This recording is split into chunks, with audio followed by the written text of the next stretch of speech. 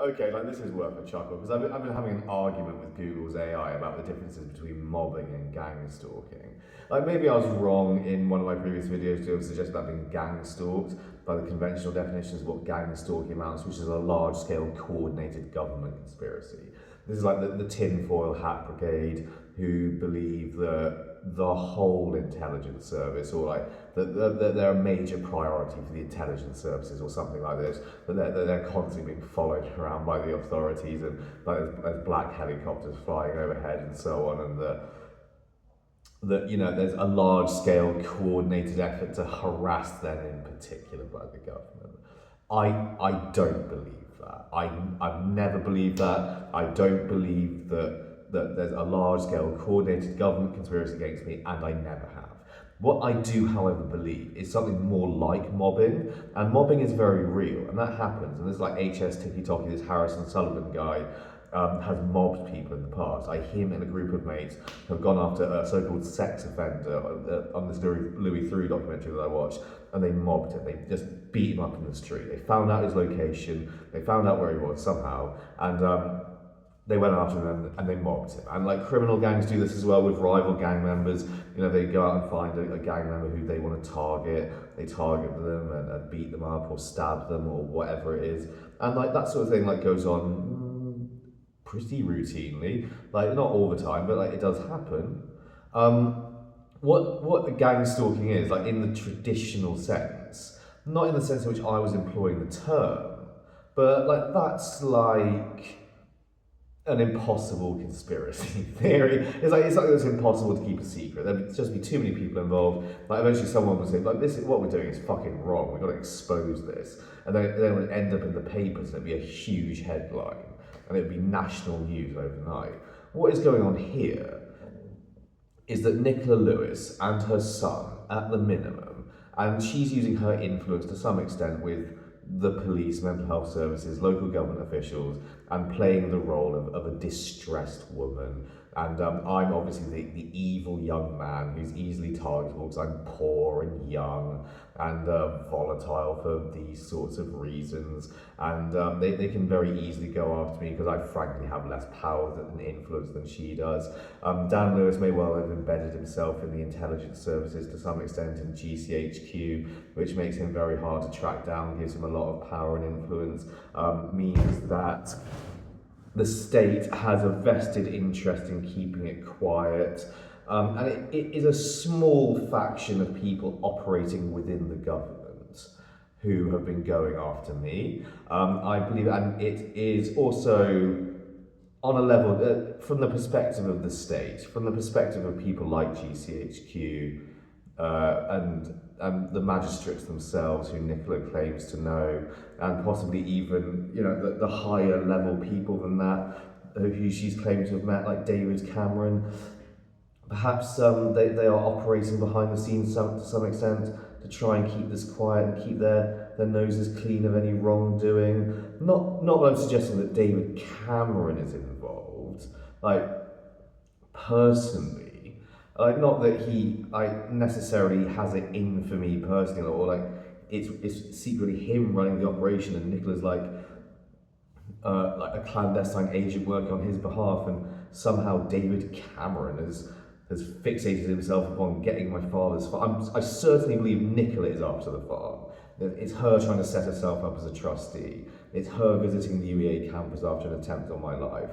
I think it's probably her co-opting Miles Cooper Bradley into trying to have me murdered on a staircase. Now there might be like a total of 15 people involved in this. I'm not saying it's a large scale thing at all, but we would have to like figure out who the right 15 people are, the interested parties, and like obviously if you've got like enticed into a conspiracy like this, and conspiracies to commit murder do occur, conspiracies to pervert the course of justice do occur, which is why we have laws against these crimes.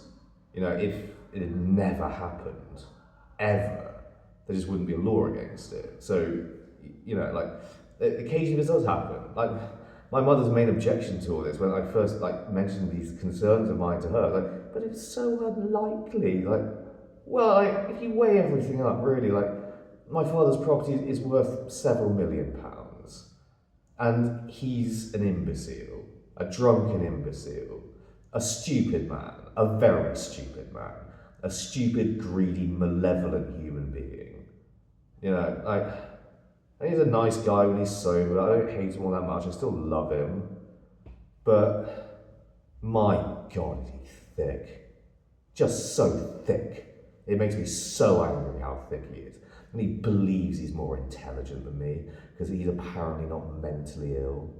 No remorse, lying to my face about his violence, and then he quickly exposes himself as a liar while I'm recording him. And that's the psychology you got to deal with. Just a fucking imbecile. Has been hoodwinked by the love of my life, Nicola Lewis.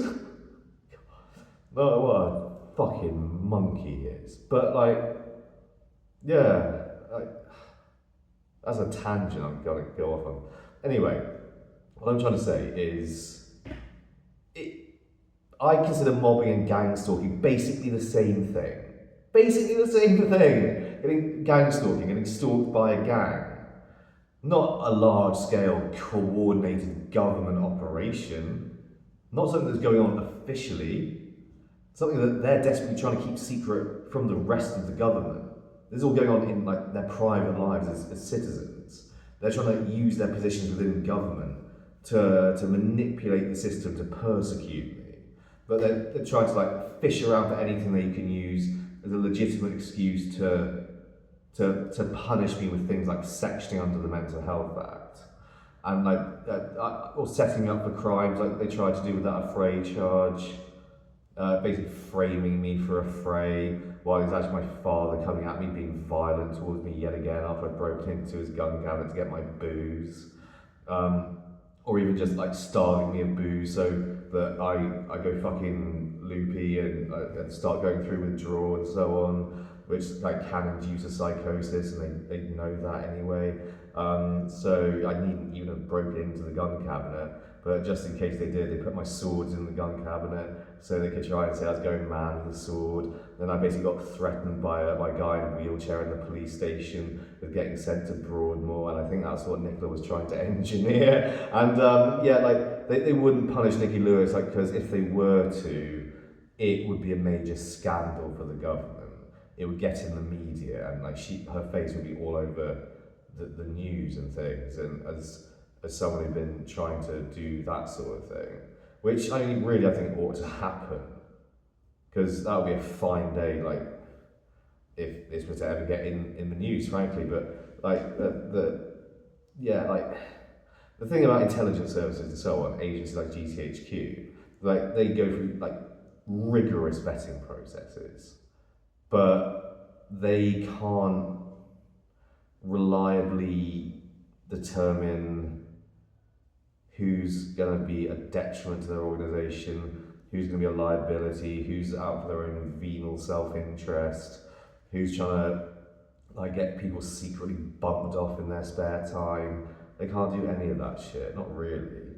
I also suspect people like Pat Brain and Ollie Brain of being involved, because I think they're out of money, because these were the richest people we knew growing up. They lived on the Isle of Man in a big mansion, then they sort of moved back to the UK, lived in a little house in Seed. Then Pat Bray went to Shropshire, lived in a big rented house, and I think his big inheritance that he got as a young man has drifted away by now, and Ollie's had to go on and get a proper job. I'd say one thing about Ollie Bray, there was this person when I was sectioned one time in a mental hospital in the 135 suite,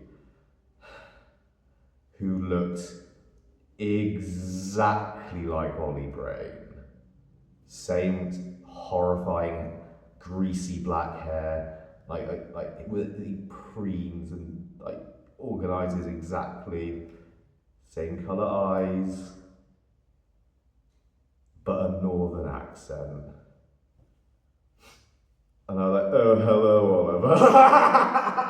Yeah, it was fucking him. He showed up working for mental health services. I saw him on a bus as well. Going back to Lewis from wherever. It was Haywards Heath to Lewis, wasn't it? I saw him on that bus with a few seats in front of me. and I was staring at the back of his head the whole journey until he got off at, did he get off at Hayward Heath? I think he got like something like that. Fuck me. Like, I just think of him, I'm being followed around. I'm being followed around by my oldest friend. Like, this is the thing, like, gang stalking involves like people not known to you, like spies, intelligence officers and things. Like, but people known to me acting as spies, or believing they're spies, or like telling other people they're spies, because they're thick, and they don't know they'll get rumbled eventually, or plotting, scheming, and doing all this thing clandestinely. That is possible. That's not undermined by incontrovertible evidence to the contrary. It's persecution, it's real persecution, as opposed to a persecutory delusion, I think, strictly. But like, the thing about what Nikki Lewis just doesn't understand is like her plan is probably to get hold of the farm, I think, sell it straight away and move to Mallorca or something and just live out her lives as a fabulously wealthy woman. What she doesn't understand, I think, is firstly, would you be able to sell the farm? Would you be able to take it? Maybe be able to take it. Maybe you would, by one slippery legal means or another, like a trust, say, which they tried to set up, and lawyers would know about that. I think certain lawyers. My father's lawyers, for instance, solicitors would know about that, I think. But would you be able to hold it? That's the big question. You're going to expand your empire from a mere Owl's Corner, a lovely house, in Martin's Lane, wherever it is, just outside Scenes. Beautiful. But you wouldn't stick with that, would you? No, you go for the farm.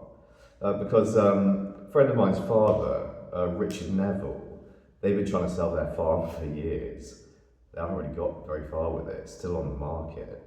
They've been trying to sell that place, Manor and Auckland Farm, for about 3 years, for about 20 million or something. And the pricing has come down a lot probably for them to sell it, because everyone wants to buy it cheap. And depending on how much Nicola wants for the farm, if it ever comes into her possession, she'll probably have to try and sell it cheap, just cut and run, but then tax, then solicitors' fees for having sold it, agents' fees, etc., and sucky away all the money. She's probably left up with like a mere million, and she'll die poor anyway. And by that point, like, if I'm out of the picture somehow, and I suppose my sister would have to be out of the picture somehow, how exactly is everyone around you not going to come to the same realization at that point? And like lawyers, for instance, they're not stupid either. Maybe they're just like sitting back and waiting for the big explosion, the big like downfall of Nicola Lewis. Because ultimately, like, people like that, she's what, 58 maybe, something like that at the moment. Maybe she's got another 20 years left in her. You know what I mean? Like, and she's pretty healthy. She lives quite well. She might live till she's 80. That's another 20 years of life. My father was what, 65, 64? 64, I think. I think he's a bit older than Nikki. I don't know exactly how much older. Maybe they're the same age. And she's in her wretched 60s. Whatever, she might live till she's 90, you know.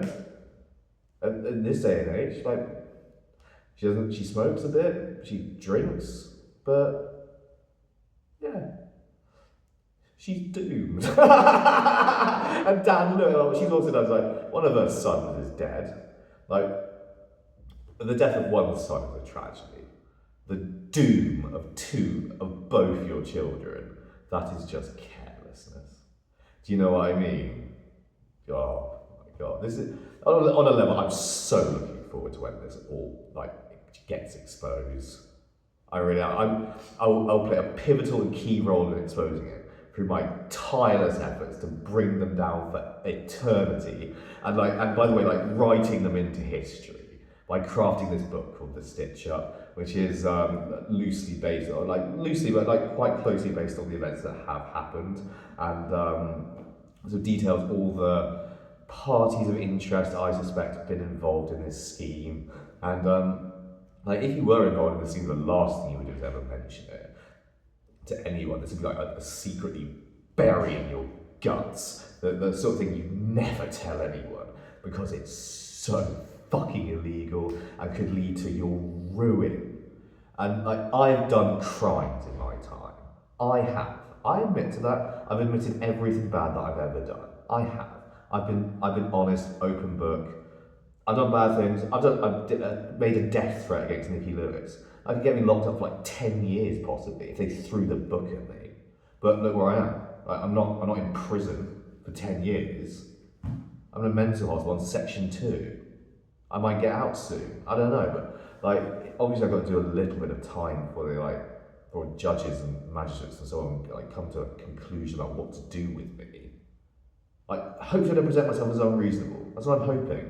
But oh my god, the stress of this, everything I've been through, 11 years of this shite. I hate it so much. I just snapped, etc. It's just out of anger. I didn't really mean it, and so on. That's a mitigating factor. Also, it was an act of self-defense. I just saw the cyclist section repeating. I know she's been following me around online. It's who was watching the video when I walked past my computer screen that I didn't know was recording, holding a knife in my hand.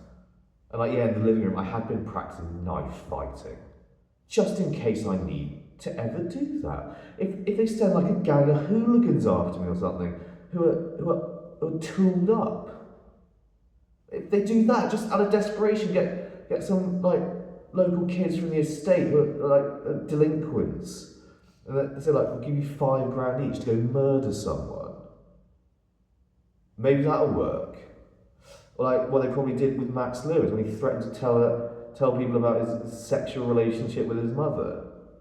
Just pay Julian Drew et al.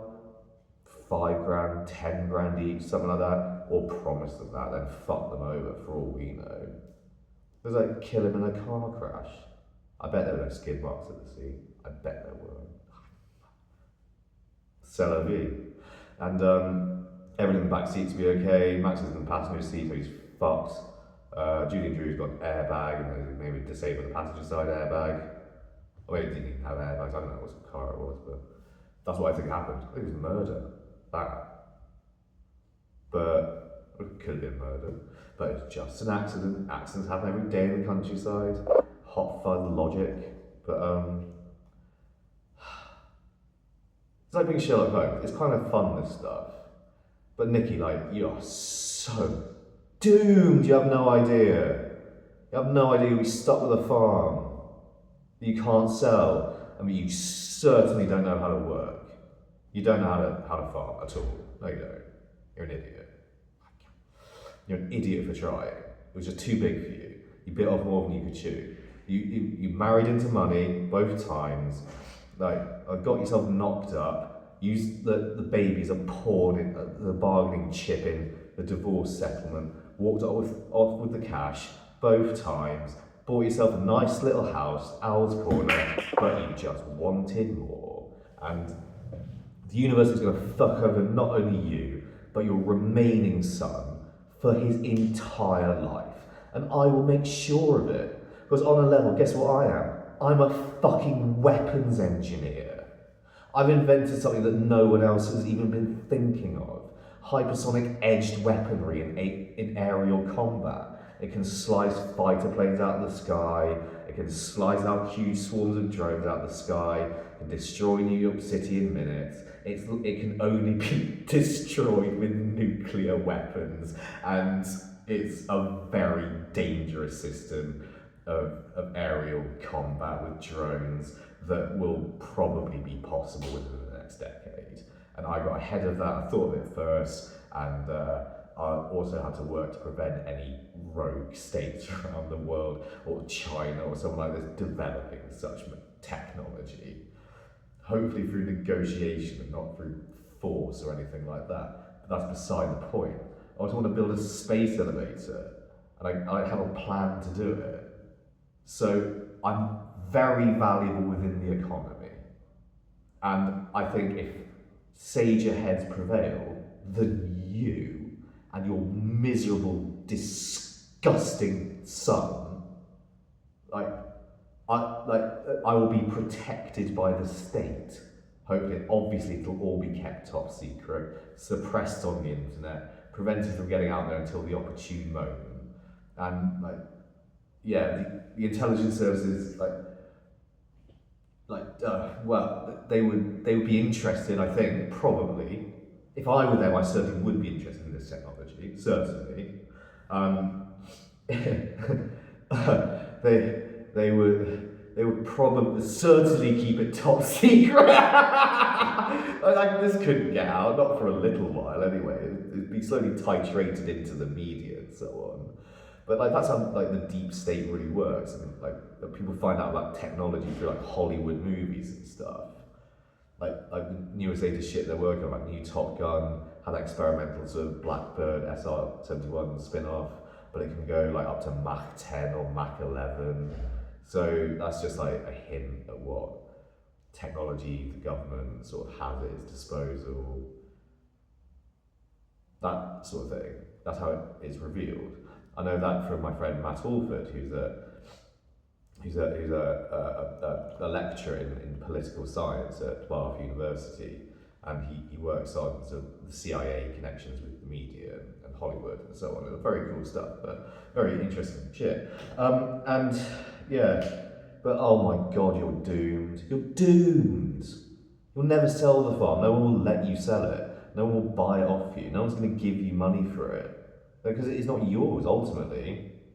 And you're in a corner. Basically, everyone who's important in this thing already knows you're guilty as sin, and you've been causing me no end of problems for over a decade.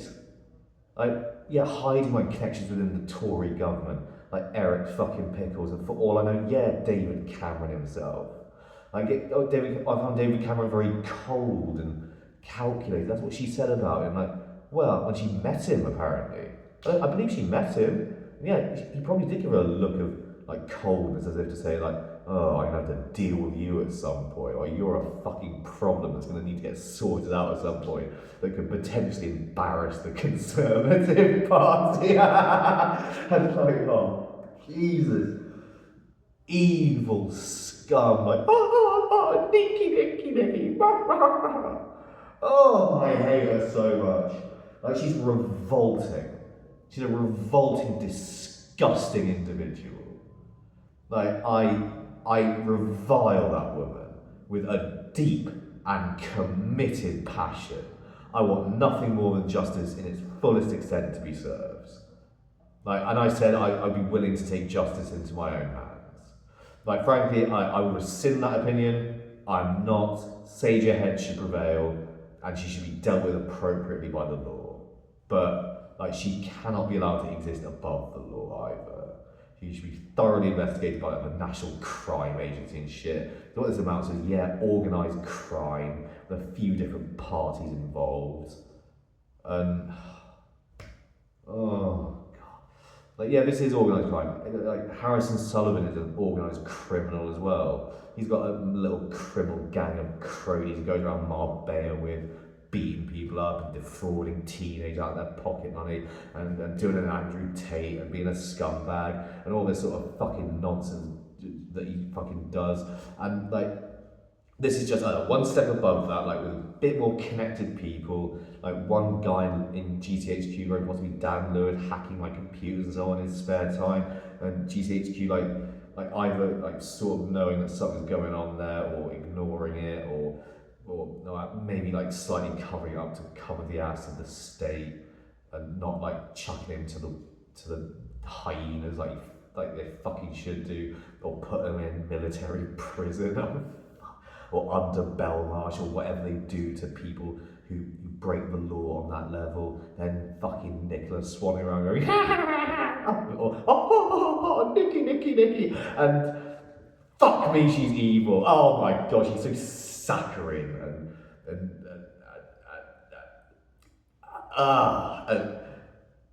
like,